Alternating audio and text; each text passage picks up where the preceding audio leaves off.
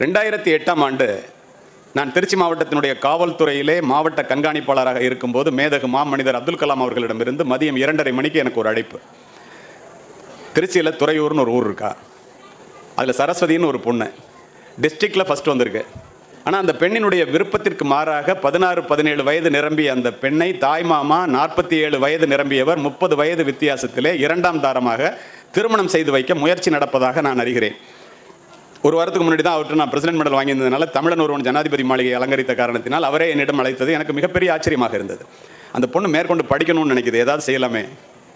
சரி சார் கண்டிப்பாக அப்படின்னு சொல்லிட்டு டிஎஸ்பி இன்ஸ்பெக்டர்லாம் அங்கே வர சொல்லிட்டு நான் அந்த இடத்துக்கு போனேன்.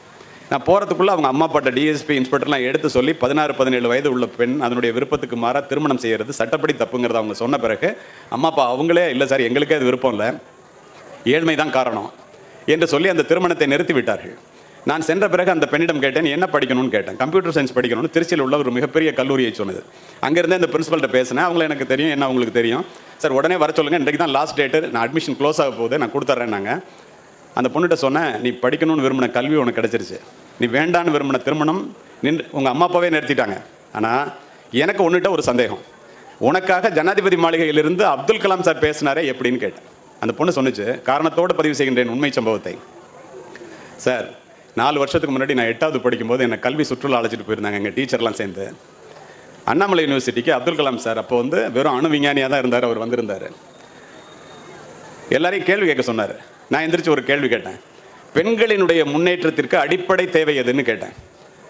உடனே அவர் சொன்னார் எஜுகேஷன் அப்படின்னு ஒற்றை வார்த்தையிலே சொல்லிவிட்டு அமர்ந்து விட்டார். அன்றைக்கு எடுத்த புத்தகத்தை நான் கீழே வைக்கவே இல்லை சார்.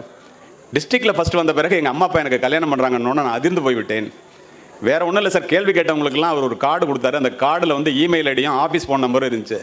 ராத்திரி பூரா அழுது என்ன செய்யறதுன்னு யோசித்து பார்த்து காலையில் நான் தான் சார் ஜனாதிபதி கிட்ட பேசினேன்னுச்சு. நான் அதிர்ந்து போய்விட்டேன். ஒரு பெண் தன்னுடைய கல்வியை தொடர்வதற்காக எந்த அளவுக்கு வேண்டுமானாலும் போராடுவாள் என்பதை அறிந்த பிறகு இந்த சம்பவம் இதோடு முடிந்து போயிருந்தால் உங்களிடத்தில் நான் சொல்ல மாட்டேன். 8 ஆண்டுகள் கழித்த நண்பர்களே, அமெரிக்காவிலே ஹூஸ்டனிலே நடந்த தமிழ்ச்சங்க கூட்டத்திற்கு நான் சென்று விட்டு உரையாற்றி விட்டு கீழே இறங்கினேன்.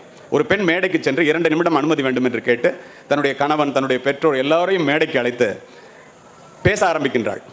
அனுமதி வழங்கப்பட்டது. நான் வந்து மைக்ரோசாஃப்ட் கம்பெனியில் வேலை பார்க்குறேன். ஒரு மாதத்துக்கு 4.5 லட்ச ரூபாய் எனக்கு சம்பளம். என்னுடைய கணவர் குறைந்த சம்பளம் வாங்குறாரு. இவங்கெல்லாம் எங்கள் அம்மா அப்பா என்னோட அமெரிக்காவில் ஹூஸ்டனில் இருக்காங்க. சாரை பார்க்கறதுக்காக நான் ரொம்ப தூரத்தில் எட்டி இருந்தவன் 300 கிலோமீட்டர் டிரைவ் பண்ணி வந்திருக்கேன். எனக்கு ஒன்றும் புரியவில்லை. அந்த பெண் சொன்னால், கலிமூர்த்தி ஐயா அவர்களே, என்னை நீங்கள் மறந்திருக்கலாம், மேதகு மாமனிதர் அப்துல் கலாம் அவர்களையும் உங்களையும் என்னால் மறக்க முடியாது, ஏனென்றால் நான் தான் துறையூர் சரஸ்வதி என்று கூறியது.